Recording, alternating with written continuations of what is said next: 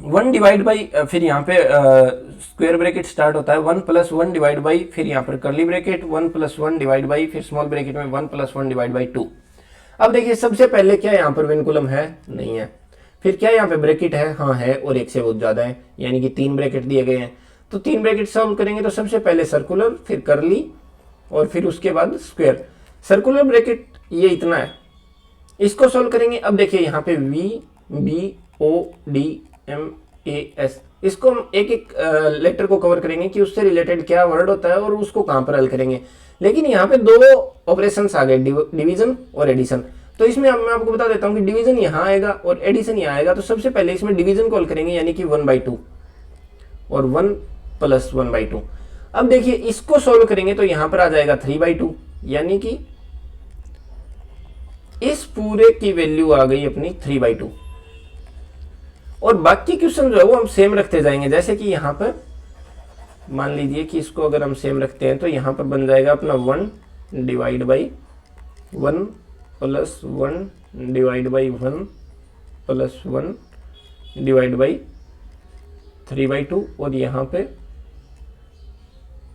शुरू होता है अपना कर्ली ब्रैकेट।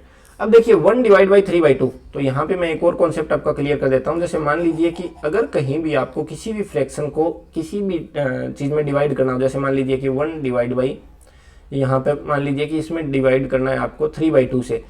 अगर आप इस डिवाइड को मल्टीप्लीकेशन में चेंज कर देते हो, जैसे 1 मल्टीप्लाई विद, अब अगर इसको आप मल्टीप्लीकेशन में चेंज कर देते हो, जो फ्रैक्शन होती है वो पलट जाती है, यानी कि यहाँ पर 2/3 बन जाएगा और इसका आंसर आ जाएगा 2/3। यानी किसी भी नंबर को, जैसे मान लीजिए इसको एक में आप अगर भाग देते हो तो ये फ्रैक्शन पलट जाएगी डायरेक्ट। जैसे 1 divide by 3/2 is equal to आप 2/3 लिख सकते हो डायरेक्ट, क्योंकि इसको मल्टीप्लीकेशन में करेंगे तो ये पलट जाएगी। इसका नोमिनेटर जो है वो नीचे आ जाएगा और डिनोमिनेटर जो है वो ऊपर आ जाएगा।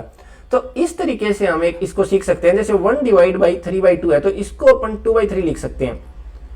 1 प्लस 2/3 इज इक्वल टू यहाँ पर 5/3 बन जाएगा, यानी कि इस पूरे ब्रैकेट की वैल्यू आ गई 5/3।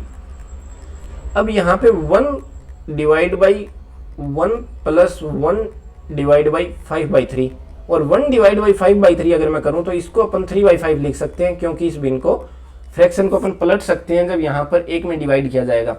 अब यहाँ पे 1 प्लस 3/5 जो है इसका जो इसकी वैल्यू आ जाएगी वो आ जाएगी 8/5, और यहाँ पे 1 डिवाइड बाई अपना चल रहा है, और जब इसको सोल्व कर लेंगे तो 5/8 अपना आंसर आ जाएगा।